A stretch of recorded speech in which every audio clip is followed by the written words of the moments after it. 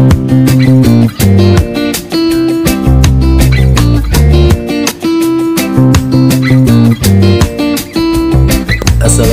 warahmatullahi wabarakatuh, teman-teman sahabat channel Okong Studio. Bertemu kembali kita ya. Dalam kesempatan kali ini saya akan membuat bonsai kelapa ya. Cuman berbeda dengan yang sebelum yang pernah saya buat. Ini ya khusus untuk para pemula seperti saya juga pemula.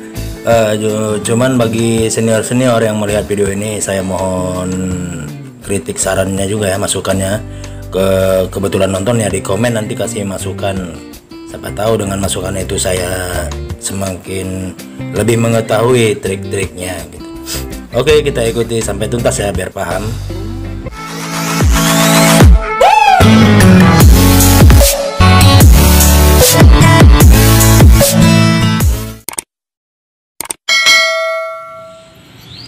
Ini ada bibit kelapa ya. Nih mau kita buat bonsai ini, bonsai kelapa, tapi ini posisinya agak tegak ya, berdiri gini, nggak seperti semalam kan tidur gini. Nah ini posisi berdiri gini, memang sengaja udah disiapkan berdiri gini apanya, jadi tumbuhnya pun berdiri gini. Yuk teman-teman, kita ikuti cara pembuatannya ya. Walau memang saya pun masih pemula juga ini di bonsai kelapa ini.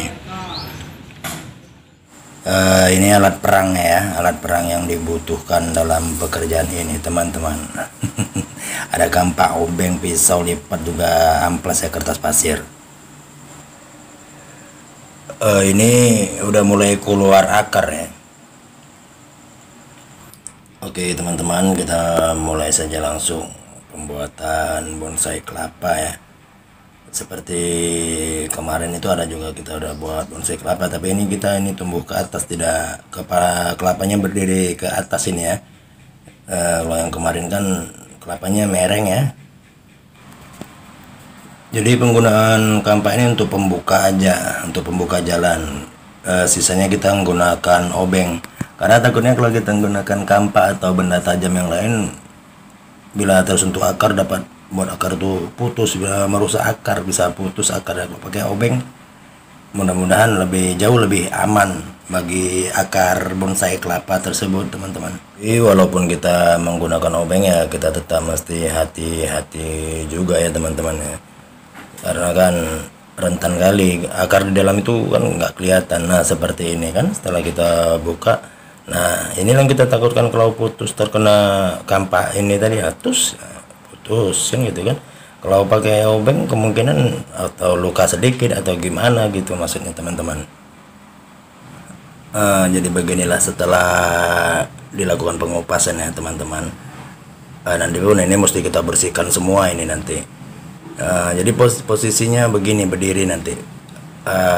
Terjuntai kita urut apanya. Selanjutnya kita lakukan pembersihan ya. Serabut-serabut yang melekat pada batok kelapa ini perlu dilakukan pembersihan, karena nanti kemungkinan besar nih kita akan lakukan pengecatan ya. Memang ada juga yang nggak dicat sih, cuman kalau saya mungkin saya cat. Ada juga yang model di pernis, cuman kan tentunya mesti dibersihkan dulu serabut-serabutnya semua. Untuk keindahan, karena ini bonsai ini akan diletak di dalam rumah atau di teras yang bukan di luar apa gitu, rentan hilang juga kalau di luar. Lebih sering di dalam rumah atau di teras rumah. Jadi keindahan itu yang utama ya dalam buat seni bonsai ini teman-teman. Cuma dalam melakukan pembersihannya ya kita harus ekstra hati-hati atau super hati-hati ya. Jangan sampai akarnya putus, apalagi yang di sebelah dekat akar utama nih ya, itu jangan, tak perlu buru-buru juga lagi. Agak ekstra hati-hati, karena kalau luka atau putus nanti akarnya pun mengganggu pertumbuhan bonsai ini sendiri. Lagi juga kita nggak buru-buru kan, orang untuk pakai sendiri, istilahnya untuk digunakan sendiri, untuk hiasan rumah sendiri. Tapi kalau ada orang pesan boleh juga sih. Ya mau pesan. Begini kira-kira pembersihannya teman-teman. Saya mohon maaf juga ya teman-teman, agak terganggu dengan suara bising. Itu sebelah seng, itu sebelah dinding itu ada orang ngecor jalan pakai mesin yang molen apa tuh namanya, yang giling muter-muter itu. Jadi agak berisik hasil rekamannya. Jadi mau harap dimaklumi dulu teman-teman ya. Setelah kita bersihkan ya serabut-serabut yang melekat pada batok, selanjutnya kita gunakan kertas pasir ya. Sebagian ada bilang amplas. Kalau di Medan amplas tuh stasiun bus terminal. Ada di sini saya sebut kertas pasir aja biar enak gitu. Jadi kita menggunakan alat-alat sederhana aja karena kita juga bukan untuk produksi ya, untuk gunakan sendiri. Jadi apa yang ada aja, lagi pun kita nggak punya alat untuk membersihkan ini selain kertas pasir. Selain murah juga kita lagi, memang kita nggak belum perlu juga sih untuk beli alat seperti Grenda apa itu. Jadi seperti inilah kira-kira teman-teman apanya pembersihannya, nanti semua merata kilat seperti itu. Jadi seperti inilah teman-teman posisi apa bonsai kelapa ini ya, bakal bonsai kelapa ini setelah kita bersihkan ini nanti kita warnai untuk menambah keindahan karena letaknya nanti di dalam rumah. Jadi beginilah kira-kira nanti posisinya. Begini nanti dia, ini akar ini turun kemari, akar ini turun kemari, dan dari sini nanti ada turun akar juga. Jadi kelapanya gini tergantung gini. Dan nanti sebelum dicat ini kita bersihkan dulu ya. Ini untuk membentuk bunga biar seperti ini. Seperti gini teman-teman.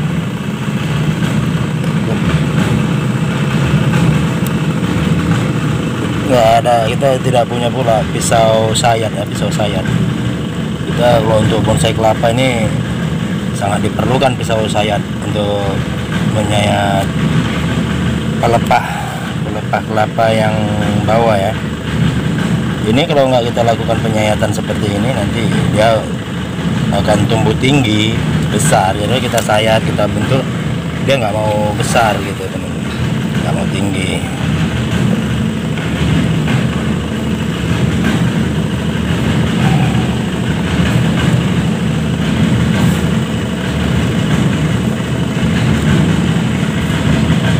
Mesti hati-hati juga ini ya, karena salah-salah bisa patah bakal bonsai ini. Aduh, mohon maaf ya teman-teman, ada gangguan ini. Gimana lagi namanya, ada orang kerja juga mereka mencari rezeki ya. Suara molen ini berisik amat. Kebetulan saya ngebuatnya di belakang rumah ini, pas sekali ada orang kerja ini bangunan. Maaf teman-teman ya, mungkin selain saya Anda juga merasa terganggu. Jadi pembelahan ini terus kita lakukan ya sampai titik terdalam. Dalam arti titik terdalam itu pelepah yang berdaun, yang ada daunnya. Ini yang kita kupas ini kan yang nggak ada daunnya, pelepah-pelepah yang sudah usang gitu. Jadi kita untuk membuka daunnya, jadi kita nanti bisa membentuk daunnya teman-teman. Ini ada serabut pelindung ya teman-teman. Kalau di pelepah kelapa itu ada serabut pelindungnya untuk menahan pelepahnya, untuk merangkul pelepah yang lain jadi tidak dia patah. Jadi ini mesti kita buka, kalau nggak kita buka ini pelepah nggak mau kita bentuk, dia tetap naik ke atas, itu nggak mau kita bentuk seperti yang kita inginkan. Selain itu juga kita bisa bentuk ya sesuai selera kita untuk menambah keindahannya. Di daun itu nanti bisa kita bentuk seperti kipas atau gimana, nanti kita urut-urut sedikit lah. Namun teman-teman, ini dibuka pelepah sebatas membuka serabut pelindungnya itu aja ya, takut kita patah pula kalau kita bentuk. Kita lanjut aja dulu ke pengecatan dasar.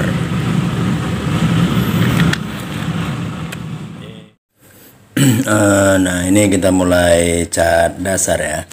Ini untuk cat dasar warna dibilang coklat, ada merah-merahnya, dibilang merah ada coklat. Nah gimana ini, coklat kemerah-merahan kayaknya yang bener, karena ini cat-cat bekas juga sih, bekas ngecat kusen pintu. Jadi nggak perlu juga sih boleh cat baru untuk ini, namanya juga cat dasar, karena nanti kita ini akan kita cat kembali setelah keringnya dengan warna yang kita inginkan. Jadi intinya kita dalam mengecat ini juga harus hati-hati, jangan sampai terlalu buyang kali juga sih teman-teman, takutnya patah itu, cara bakal apanya itu, bakal daun itu ya.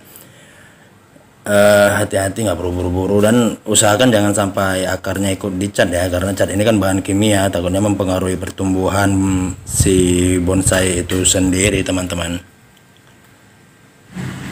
Setelah dilakukan pengecatan dasar, saya kepinginnya bonsai kelapa ini warna putih ya, karena nanti potnya warna putih, saya nanti kelapanya ini pun berwarna putih teman-teman. Jadi cat dasar tadi saya tipa dengan cat putih gitu teman-teman, karena saya juga pengen lihat ada kelapa berwarna putih. Karena selama ini kan belum ada kelapa warna putih kan. Nah, nanti kalau teman-teman pengen lihat kelapa warna putih ya, inilah dia nih nanti nih.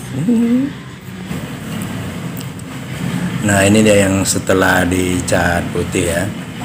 Kita nanti juga, tapi daun ini belum bisa kita bentuk ini teman-teman, ini masih rentan kali sepertinya, lihat bawahnya itu. Ini kita letak di pot, ini udah setengah kering ini, nanti setelah kering baru kita sambung kembali teman-teman, karena takutnya pun nanti pada lengket semua ke cat, tangan kita juga pecat, bagus biar kering dulu teman-teman. Nah teman-teman, ini udah 4 jam ya dari kita cat tadi. Ini kita mulai melakukan penanaman pada pohon bonsai tadi ya. Ini belum jadi loh, kita mesti tanam dulu biar keluar akar apanya itu ya. Ini karena akar udah lebih panjang daripada batok kelapa, ini mesti kita korek lubang ya untuk masuknya akar, dan itu dikasih kertas, formalitas aja sih untuk batas antara kelapa dan tanah. Jadi kita korek lubang untuk masuk akar. Akar yang dua itu udah terlihat lebih panjang daripada kelapa. Lalu kita timbun, kita tutupi lagi ya dengan, di sini saya menggunakan sekam sama tanah itu aja.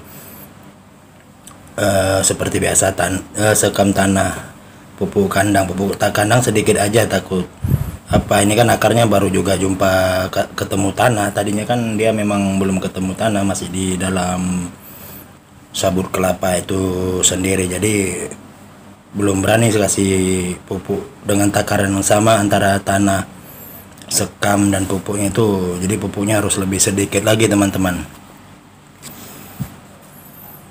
Nah beginilah dia setelah diratakan ya, tanah, sekam bakar dan pupuk kandang, sedikit pupuk kandang tadi. Seperti inilah kondisinya. Jadi ini memang belum selesai, masih belum selesai pada tahap, ada lagi tahap selanjutnya nih teman-teman. Jadi ini akar kan udah turun ke bawah ya, ke dalam tanah, dan ini belum, ini nanti bakal turun juga yang ini bakal turun ke tanah juga teman-teman. Jadi kita harus lakukan penimbunan atau sementara ya, pemberian tanah sementara pada calon-calon akar yang turun ke tanah itu, dengan cara kita menggunakan polybag ya. Itu harus kita tutupi dengan tanah juga itu, cuman kita pakai media polybag untuk penahan tanah agar akar yang belum turun ke tanah tadi turun ke bawah mengikuti arah tanah yang di dalam polybag tersebut. Jadi kalau kita nggak lakukan hal seperti ini akan sangat sulit itu akar turun ke tanah teman-teman. Kalaupun turun itu prosesnya sangat lama sekali, bahkan salah-salah pun mau mati akar dua itu nggak berkembang.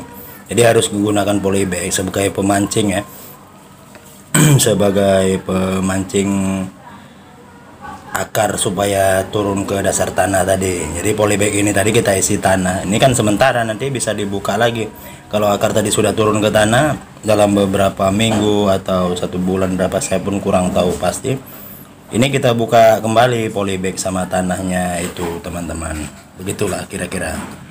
Jadi beginilah kira-kira tampilannya teman-teman. Memang kelihatan agak aneh ya, tapi itu demi memancing akar tadi turun ke tanah.